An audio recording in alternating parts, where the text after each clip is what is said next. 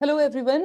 For the students who are going to appear in Political Science UGC NET JRF examination on 6th of January, here is this short video जो आपको help कर सकती है कि आप examination को आखिर एग्जामिनेशन हॉल में कैसे सॉल्व करें। आई नो आपने बहुत सारे मॉक पेपर लगाए होंगे, फुल लेंथ टेस्ट लगाए होंगे, so you have the idea. If you already have the idea, if you know आपने अपनी स्ट्रैटेजी बना ली है, so well enough, this video is not for you. अगर still if you are struggling कि कौन सा बेस्ट तरीका होगा पेपर सॉल्व करने का, तो उसके बारे में मैं आपसे बात करना चाहूंगी। देखिए, फिर से मैं कहती हूँ, अगर आपने अपने बेस्ट तरीके को आइडेंटिफाई कर लिया है तो आप उसी बेस्ट तरीके पे स्टिक रहिए। अगर अभी भी आप सोच रहे हो कि कैसे करूंगा, नहीं समझ आ रहा एग्जामिनेशन में कैसे सवाल सॉल्व होंगे, पेपर 1 पहले करूं या पेपर 2, तो मैं आपको कुछ आइडिया देती हूँ, कुछ एडवाइस देती हूँ, आप चाहे तो इसे इंप्लीमेंट कर सकते हैं। ये लास्ट मोमेंट है, पैनिक क्रिएट नहीं करना है मुझे, तभी मैं बार बार इस पे फोकस कर रही हूँ कि stick to your strategy which you have already followed till now. Now पहला तरीका यह है कि आप पेपर 1 और पेपर 2 को एक साथ सॉल्व करें। पेपर 1 और पेपर 2 को एक साथ सॉल्व करें इन 3 रीडिंग्स।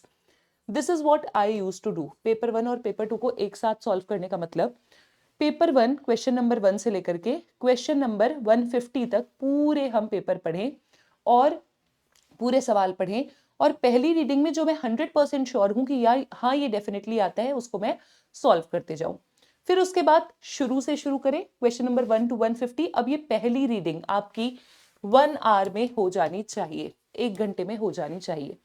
दूसरी रीडिंग में जब आप बढ़ रहे हो तो दूसरी रीडिंग में आप उन क्वेश्चंस को सॉल्व करोगे जो क्वेश्चंस में आपको एटलीस्ट जहां पे आपको 75, ये ऊपर नीचे हो गया है, जहां पर आपको 75-25 का जो अंदाजा है वो है।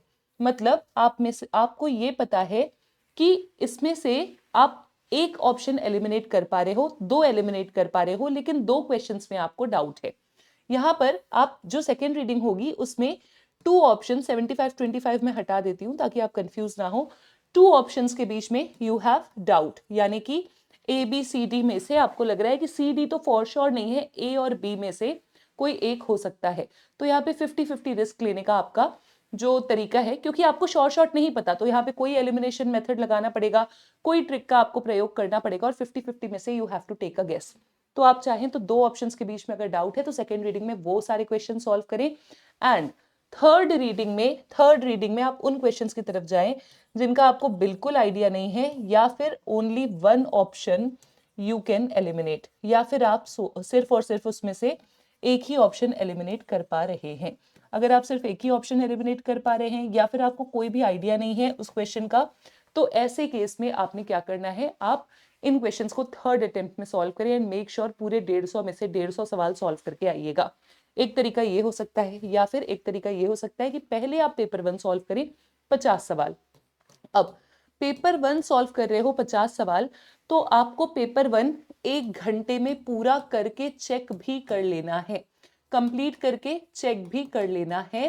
एंड देन कम्स आपका पेपर 2। पेपर 2 को अगले 2 घंटे में आपको करना है, लेकिन 1.5 का टारगेट लेके चलेंगे कि कंप्लीट करना है। 10-15 मिनट चेक करने में लगेंगे और 10-15 मिनट एग्जामिनेशन हॉल में फोटो पे आपका साइन करवाते हैं, फॉर्म पे साइन करवाते हैं, उसमें निकल जाते हैं। तो 1.5 घंटे में पेपर 2, लगभग 50 मिनट्स टू 1 आवर में आपका पेपर 1 हो जाना चाहिए कंप्लीट। और चेक करना, पेपर 1 पेपर 2 को अलग अलग कर सकते हो। ये पेपर आप चाहो तो 2 रीडिंग में करो, चाहो तो 1 रीडिंग में करो, up to you.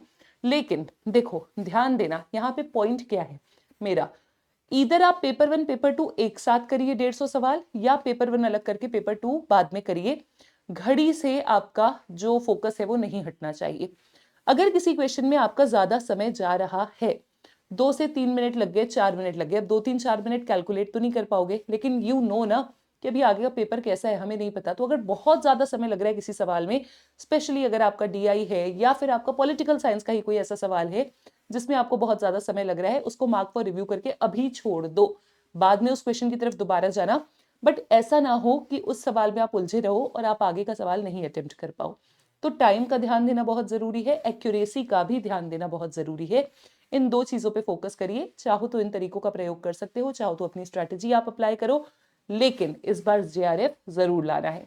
So all the best to all of you, see you all after your exam. पढ़ते रहिए बिना किसी स्ट्रेस के, बिना किसी लोड के, अपनी मेहनत पे और खुद पर विश्वास रखिए। Thank you so much.